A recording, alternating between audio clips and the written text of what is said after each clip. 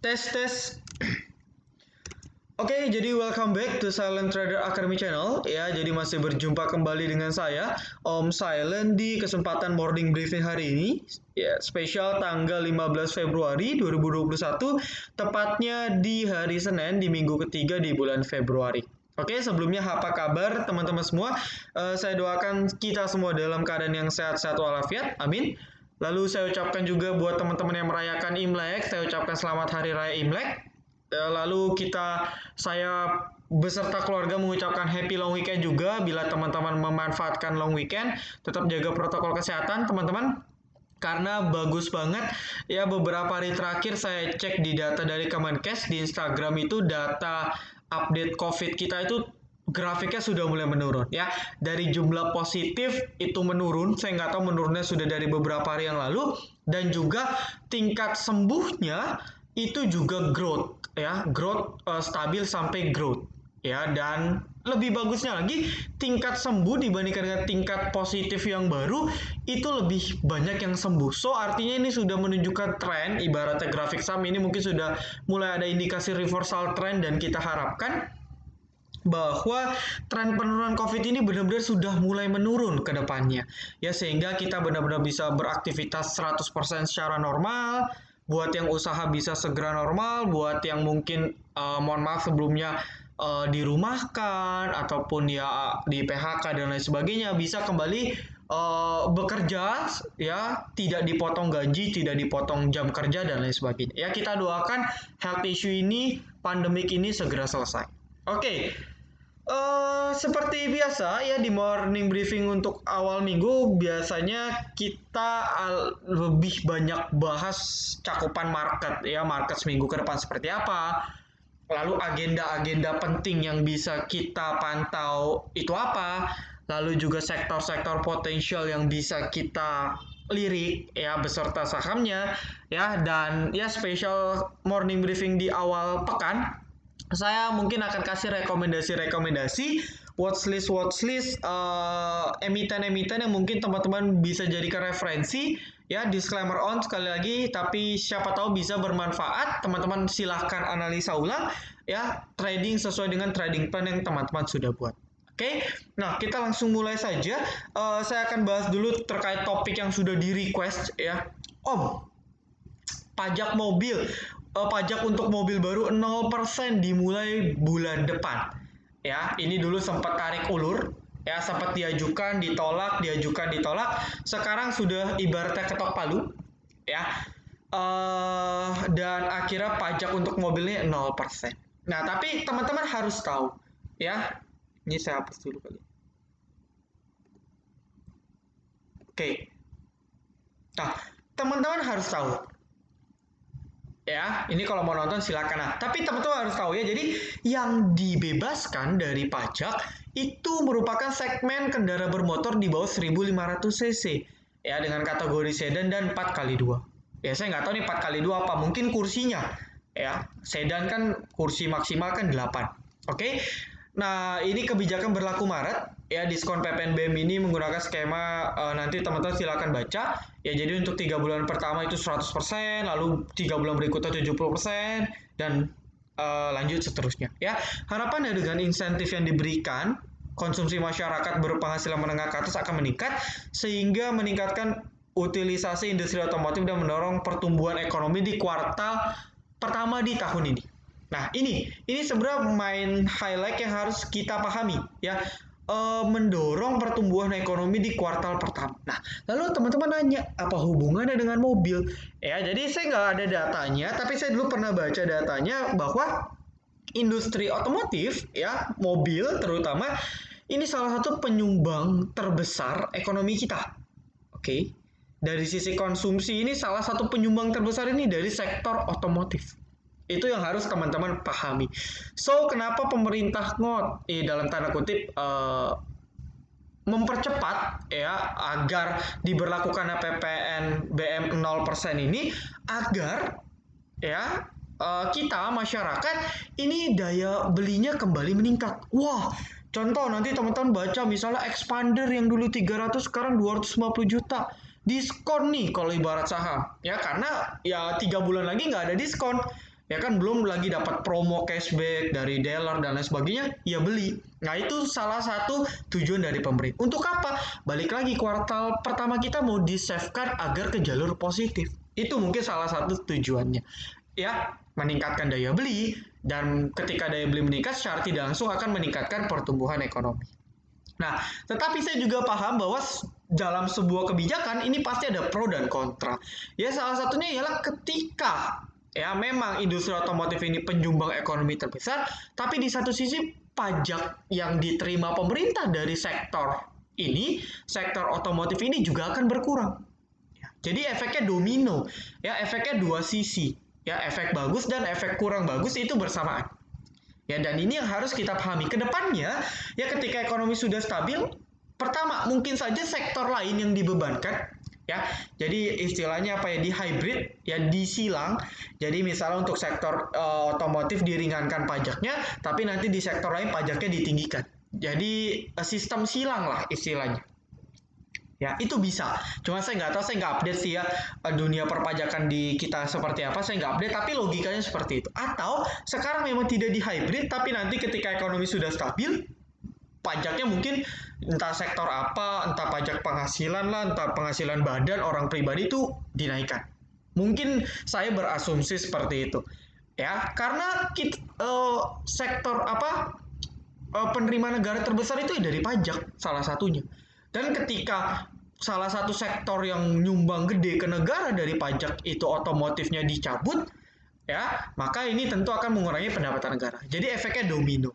Ya, tapi melihat skemanya, ya, ini saya bahas dulu beritanya ya biar teman-teman paham. Nah, tapi dilihat dari skemanya, ini pertama dia tidak semua mobil, ya. Yes, I mean ini 1500 cc ke bawah ya,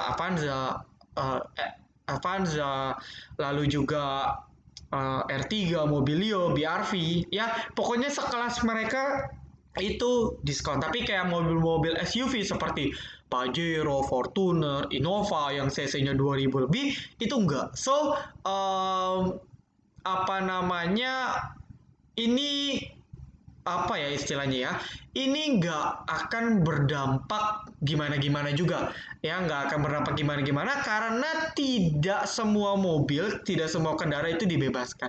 Ya jadi cuma mobil-mobil yang banyak dilirik oleh masyarakat lah yang dibebaskan pajaknya. Itu poin pertama ya. Lalu poin kedua ialah ini jangka waktunya nggak lama ya, cuma 3 bulan pertama.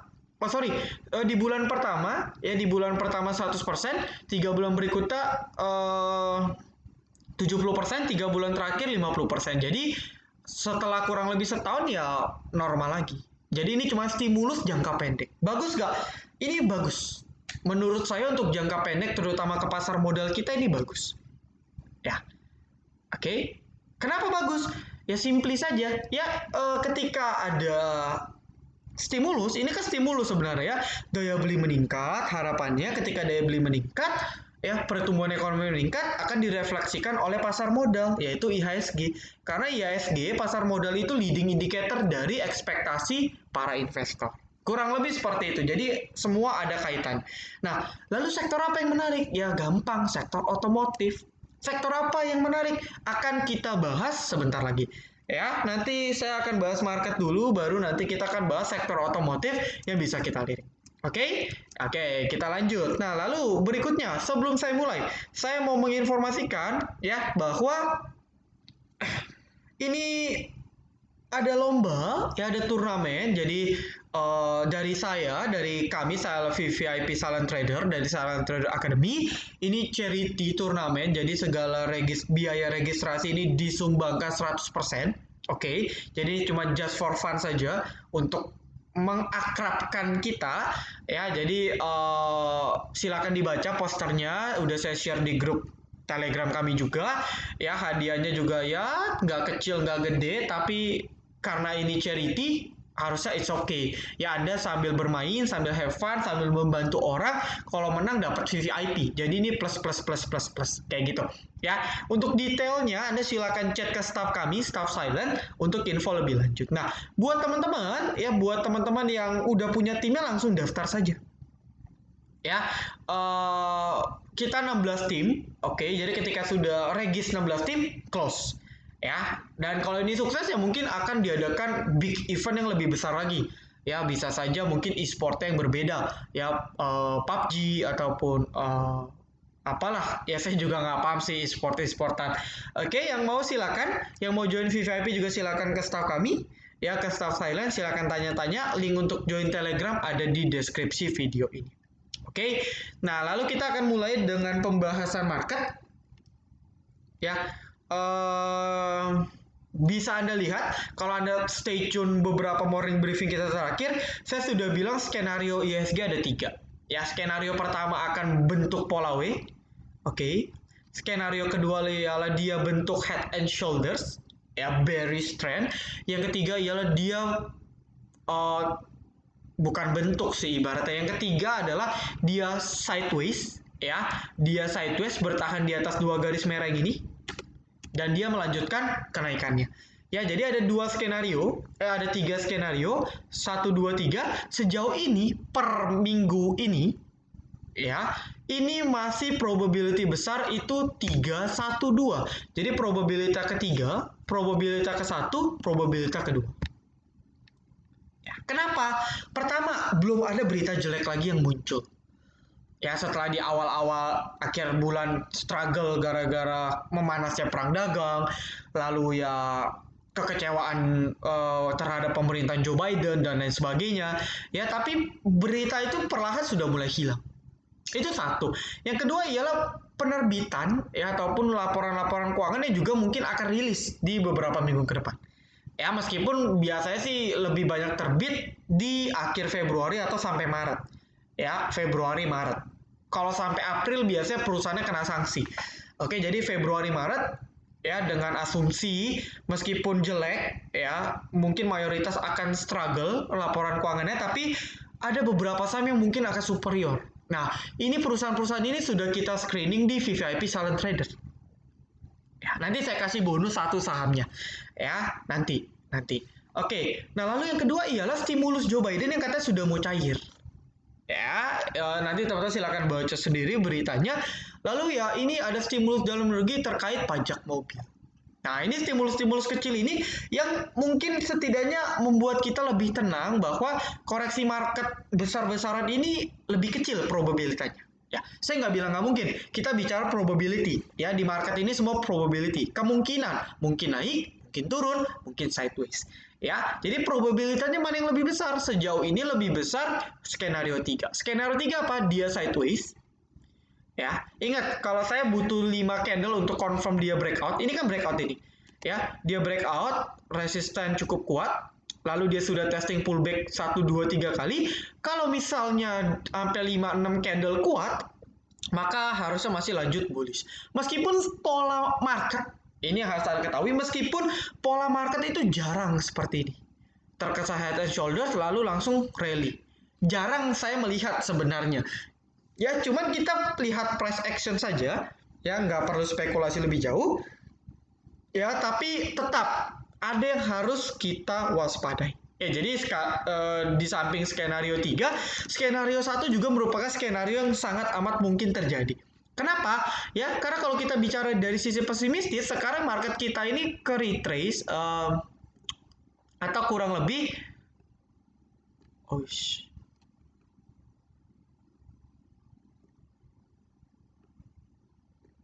ya. Nah, kurang lebih ini kena trendline minor ya.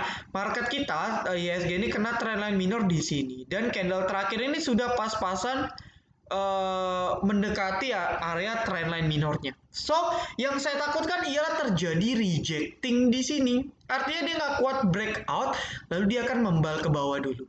Nah, ini yang saya takutkan sebenarnya. Kenapa? Karena meskipun market kuat naik, ya tapi volumenya sih sebenarnya rendah gitu. Ya. Bahkan hari ini bahkan cuma 111 juta volumenya di hari Kamis kemarin ya. Lebih rendah dibandingkan terakhir itu 111 juta di ya 3 bulan lalu lah. Nah, jadi volumenya rendah dan ini rawan ya. Karena naik tanpa volume ini sekali jatuh sakit. Begitu pula dengan penurunan tanpa volume, sekali terbang dahsyat. Ya, nah ini yang saya takutkan. Ya, jadi kita tetap harus disiplin ya, trading, oke? Tapi kita tetap harus disiplin terhadap trade plan. Jangan sampai market udah kuat nih, gua all in lagi deh. Jangan, tetap seperti yang tetap mengikuti plan yang sudah Anda buat. Oke, kalau di VVIP Anda ikutin plan yang sudah saya buat. Saya sudah buat, Anda tinggal ikutin. Tetap, resiko-resiko ini tetap ada. Karena saya juga belum terlalu optimis market bisa lanjut naik lagi dalam jangka waktu dekat. Ya, kalau saya lebih konservatif, ya mentok-mentok dia sideways. Ya, ini range pergerakan harga ya. Jadi dia akan berada di sini kalau dia skenario 3.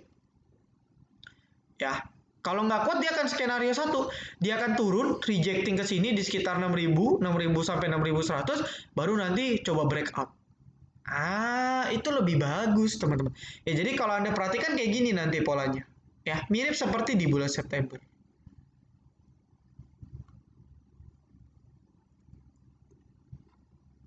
Ya, jadi ini terkesan mau breakout, ke reject, coba lagi dia bahkan bentuk pola W dulu, coba breakout baru breakout ya.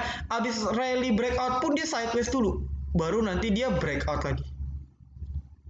Ya, jadi ini mungkin pola skenario 1 juga sangat mungkin. Apakah pola skenario head and shoulders mungkin? Mungkin, tapi probability kecil.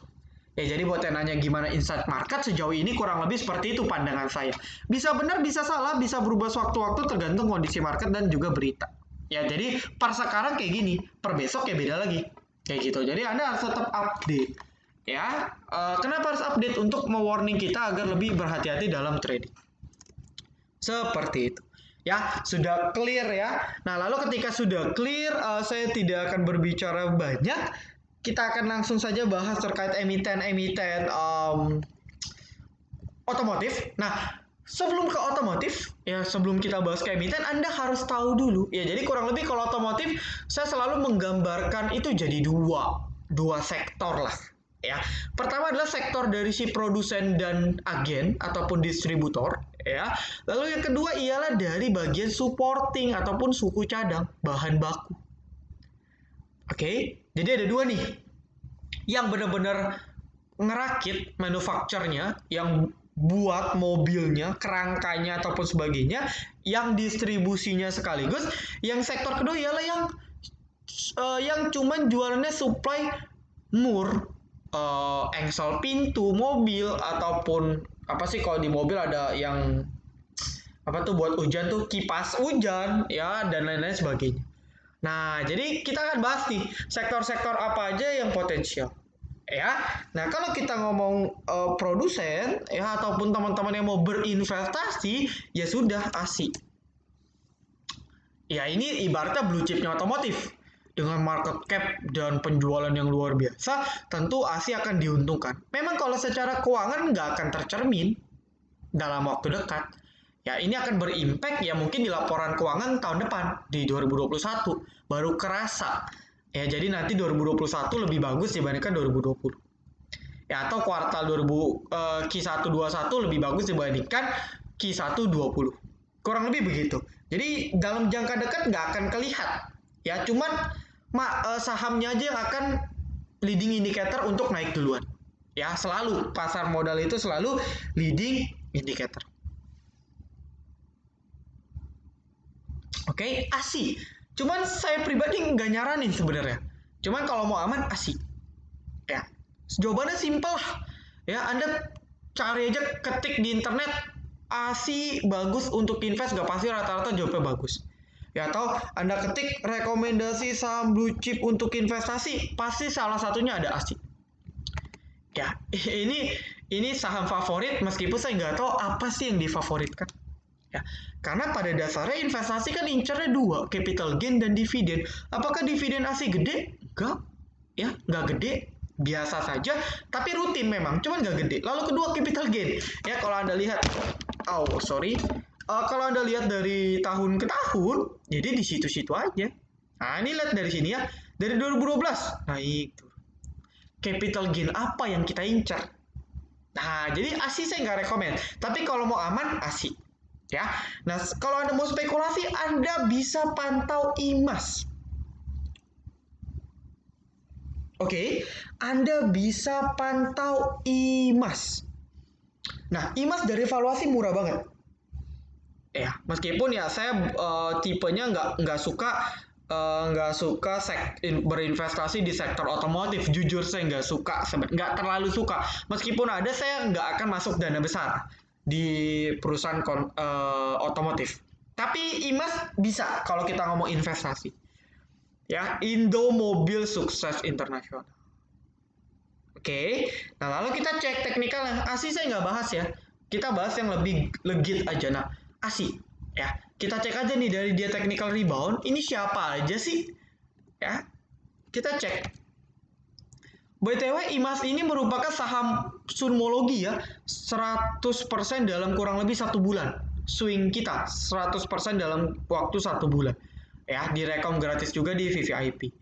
Oke, nah, kalau Anda lihat CCDRCD, oke ini good akum ya. Ini akumulasi yang sangat bagus meskipun CC-nya asing ya, tapi it's okay karena ada AI, ada AN, ada ZP juga ya.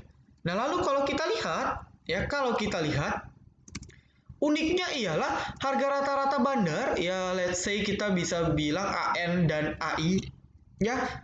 AI lah, kita ambil sampel AI itu di 1136. Ya, 1136. Oke, harga sekarang 1115. So dia masih rugi sekitar 2%. Nah, kalau seperti ini dengan kondisi stimulus yang gede seperti ini untuk sektor otomotif, Anda bisa lirik IMAS untuk fast trade. Bisa tektok, bisa scalping ataupun swing. Ya. Nah, untuk plan swing intinya batas stop loss-nya di sini. Stop loss sementara di 1000 berapa nih? Di 1075. Ya, ini kalau kita ngomong swing ya di 1075 boleh. Meskipun sebenarnya support kuat nggak di 1075, tapi di 975 ya. Oh, sorry 980. Sebenarnya cuman karena kejauhan 1075. Ya.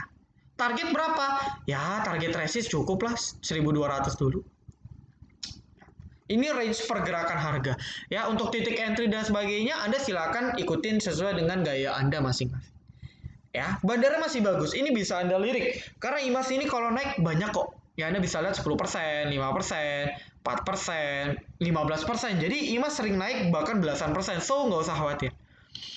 Ya, tapi ya kalau loncat udah open 10%, open 5% ya pikir dulu 2 kali mau di buy atau enggak.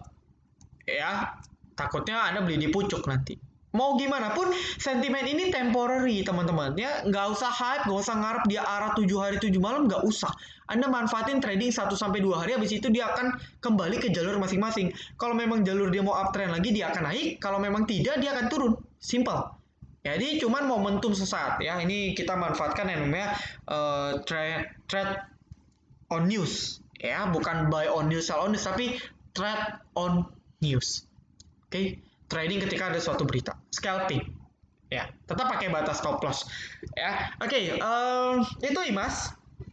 Bagaimana IMJS-nya? IMJS saya tidak bahas, tapi lebih oke IMAS, ya. Ini saya trading nggak pernah IMJS, rekom pun jarang IMJS, ya. Selalu rata-rata kebanyakan IMAS. Meskipun gerakannya mirip, tapi beberapa hari terakhir gerakannya sudah nggak mirip. So, lebih oke dan potensial terbang ini lebih banyak di IMAS harusnya, ya, dibandingkan IMJS. Ya, tapi, IMJS oke juga ya. IMJS broker sahamnya cukup oke di 340. Kita lihat. Ya, IMJS juga bisa Anda lirik, tapi saya tetap berpegang pada IMAS, ya. Jadi IMAS IMJS kakak adik sama saja, tapi saya lebih prefer ke IMAS. Karena biasanya gerakannya lebih cakep. Kalau Anda paham scalping, main di IMAS enak banget. Naik turunnya itu enak. Oke, IMAS IMJS. Nah, ini merupakan sektor-sektor yang produsen dan distributor, ya. Nah, lalu oh iya, satu lagi MPMX juga. Nah, tapi MPMX ini agak beda kasus karena MPMX tipe bandara ini suka-suka. Ya, contoh, market lagi naik, dia diem. Market lagi amburadul, dia naik. Ini gara-gara Sandiaga Uno ya, Pak Sandi. Ya Saratoga effect ya ibaratnya. Ya, habis itu dia sideways lagi. Nah, ini saham-saham yang sulit kita predik. Ya, jadi tergantung, bisa saja naik, bisa saja enggak. Tapi MPMX ini termasuk sektor otomotif, ya barang IMAS dan IMJS. Nah, lalu kita berikutnya ke sektor pendukung. Ya, bahan-bahan SMSM Selamat Sempurna. Ya, ini juga pernah saya singgung karena ada yang notice. Ya, ini good banget. Dia bisa break 1300. Dia sudah testing juga. So, kuat di atas 1300 cocok untuk swing. Tapi yang jadi permasalahan nih, saham ini juga sulit diprediksi gerakannya. Ya, lalu dia naik pun nggak banyak. Oke, paling banyak 11%. Sisanya berapa naik? 2%, 2%. Jadi nggak cocok. Anda scalping di sini nggak cocok. Ya, kalau swing di sini mungkin cocok. Oke, lalu apalagi? Oh, lalu setelah SMSM Anda bisa cek GJTL. Nah, ini nih. Ya, ini sahamnya sebenarnya valuasinya cukup masih oke. Ya, ini sahamnya Pak Lo Keng Hong juga dan teknikalnya nih good banget gitu ya. Anda bisa cek gajah tunggal pernah di 3.600. So, kalau Anda pakai PE valuation ini murah banget gitu ya. Kalau kata yang lagi viral, murah banget kayak gitu. Nah, ini valuasi oke ya, namun Anda perhatikan fluktuasi sahamnya juga cukup kurang liquid sebenarnya untuk kisaran saham di atas 800-an. IMAS juga sebenarnya kurang liquid ya, namun kalau Anda perhatikan ini teknikalnya sudah cukup oke ya. Jadi kemarin dia buat flag, ini pun karena market tidak mendukung, dia breakout, dia sudah retrace di moving average 21 ya. Dia coba breakout lagi lalu dia consolidate selama 4 hari. Nah, kita cek saja ketika dia consolidate selama 4 hari.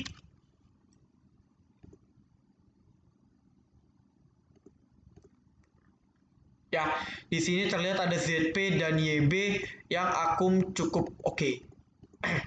Ya, ZP dan YB akum cukup oke. Dan kalau kita track dari awal, ya dari awal Februari, coba kita cek. Oh, ternyata ada YU, ya YU-nya pun YU asing yang akum di 780. Ya, dan 780 ini ya kurang lebih mirip-mirip dengan area support dari GJTL yaitu di sekitar 760-an, 760 765. Ya, buat yang mau swing ini batasnya. Oke, 760 ya. Untuk trading range dia akan bergerak di range terbatas ya. Patokannya ialah di sebenarnya di 900-an kalau Anda mau.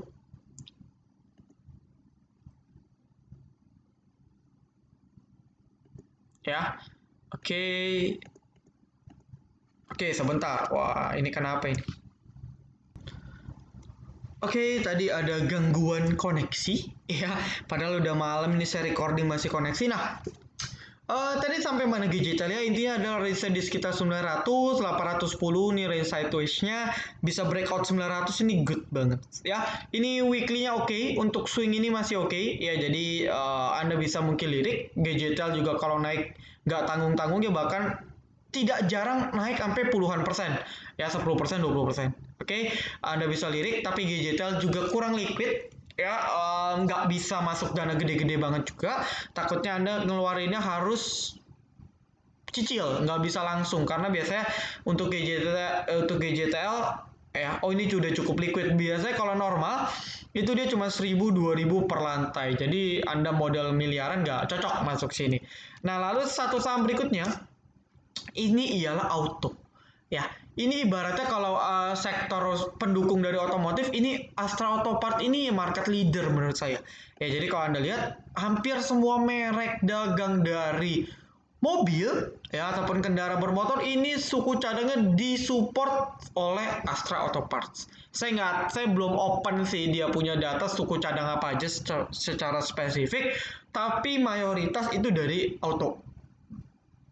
Ya, dan Anda pakai PI, ini jelas banget bahwa dulu pernah hampir ke 5.000, sekarang cuma di 1.000. Artinya ini murah banget kalau Anda pakai PI valuation. Ya, book value-nya di atas 2.000, dengan prospek otomotif yang mungkin masih cerah ke depannya, ini menarik.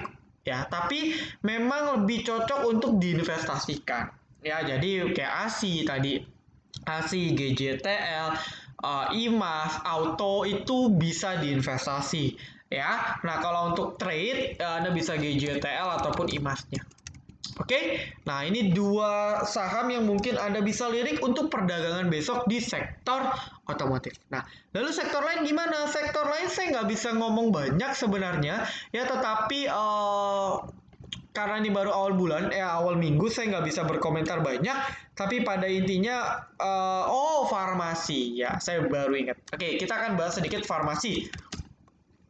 Jadi saya melihat bahwa vaksinisasi juga salah satu event di minggu ini adalah vaksinasi masyarakat. Ya, kita doakan berjalan lancar. Tapi perihal dari berita tersebut, kita lihat saja teknikal dari saham-saham farmasi, KF Inaf IRA, di mana ini cukup menarik kalau Anda cek. Ya, kalau kita cek misalnya IRA seperti itu, kita cek. Wih, tanggal berapa ini? 11. Nah, kalau kita cek, ya Anda bisa bayangkan ini big akum sekali di IRA. Bahkan ini asing yang beli 8 miliar ya di 2184. Ya, habis itu XACP MG yang mayoritasnya broker-broker setan ya, atau kurang lebih ya broker-broker yang memang mayoritas itu suka mengakumulasi. Ya, lalu kalau kita cek dari awal bulan, boleh. Ya, kita cek. Nah, dari awal bulan, ya ini YPCC, GRDR, SQ ini retail, ini cut loss. Ya, Anda sudah tahu lah IRA ini kan di bawah ARB, nggak bisa keluar. Sekali keluar, orang buru-buru exit. Akhirnya cut loss, barang pindah ke Badar. Nah, yang nampung siapa? YUCP, XA, dan lain sebagainya. Ya. Oke. Wah, ini saya nggak tahu kenapa minus. Nah, oke, YUI lokal. Nah, Anda lihat rata-ratanya ini di bawah 2000. Ya, dan ini salah. Kira. Nah, ini ya di bawah 2000 ini yang harus kita waspadai. Artinya ialah mereka sudah profit di range 10% ke atas. Bahkan kalau kita cek YU yang punya 56.000 lot, dia punya di 1700 ya 1800 lah. Artinya dia sudah profit sekitaran ya let's say kita bisa bilang 20%. Nah, kalau sudah 20%, ini rata-rata Badar sudah mulai bisa melakukan distribusi secara masif. Artinya, dia bisa taking profit. Dan ini kekhawatiran kita. Tapi, kalau kita track dari perdagangan di hari terakhir di minggu kedua, ya ini masih ada asing yang baru masuk gitu ya, ada XACP. Bahkan untuk XA sendiri harga rata-rata di 2242, MG di 2200, ya bahkan untuk CF ini di 2184, which is itu baru mungkin round 5%. Dan kalau memang kita goreng beritanya lagi, ya bukan kita sih, maksudnya kalau media menggoreng berita vaksin, mungkin ini menarik. Ya karena dari technical ini oke banget ya. Dia bentuk W, oke, dia breakout, lalu testing, lalu dia buat ya semacam bullish engulfing di sini dengan volume dan akumulasi yang cukup oke. Ya, lalu kalau Anda jeli di sini juga meskipun agak curam. Oke, terlalu curam ya. Anda kalau bisa cek bahwa ini dia sudah potong trend line. Ya, meskipun trend line-nya terlalu curam. Oke, lalu kalau Anda lihat secara weekly-nya pun ini good signal banget. Biasanya kalau muncul candle morning star seperti ini, ya biasanya minggu berikutnya masih bisa change up ya, karena ini masih oversold sekali. Oke, lalu kalau chart per tick ini juga real benar-benar strong uptrend, ya batasin saya di 2200, jebol 2200 out. Tapi lebih dari itu ini masih prospek ya. Trennya masih up, terlalu uptrend justru itu saya bilang. Ya dia breakout trend line secara menit, ya naiknya pun smooth banget, nggak agresif. Biasanya yang naiknya nggak agresif itu lebih stabil kenaikannya. Meskipun kita tahu farmasi ini memang fluktuasinya cukup cepat. Ya, lalu berikutnya KF. Ya, KF ini diakum sama YP, saya tidak tahu YP ini siapa, tapi ketika YP ini bisa beli dalam jumlah besar, mungkin ini ada institusi. Ya, tapi kita kesampingkan YP ada AZMIXAYB, which is ini masih cukup diakum walau tidak sebesar akumulasi dari IRA. Ya, KF pun saya lihat juga sama. Ya, artinya ini memang geraknya barengan. Oke, lalu untuk INAF coba kita cek. Nah, INAF lebih menarik. Ya, ada CS, ada YB, ada MG. Ya, meskipun pembeliannya tidak banyak, karena memang transaksi INAF itu lebih sedikit. Ya, INAF ini lebih nggak liquid dibandingkan IRA dan KF. Oke, jadi sektor farmasi mungkin Anda bisa fast trade, scalping, sesuaikan dengan trading plan Anda ya. Jadi mungkin 2 sektor dulu yang ini kita bahas, nanti besok-besoknya hari Selasa, Rabu, Kamis ya akan saya update lagi sektor-sektor menarik lainnya beserta mungkin ya bocoran dikit lah rekomendasi untuk teman-teman. Oke, itu dulu ya. Saya harap teman-teman dapat banyak benefit. Oke, jangan lupa like, comment, dan juga subscribe. Ya, jangan lupa nyalakan notifikasi agar ketika saya dan tim upload video terbaru, teman-teman bisa langsung update. Oke, see you in the next video. Salam Trader Academy. Be silent, be patient, be cuan.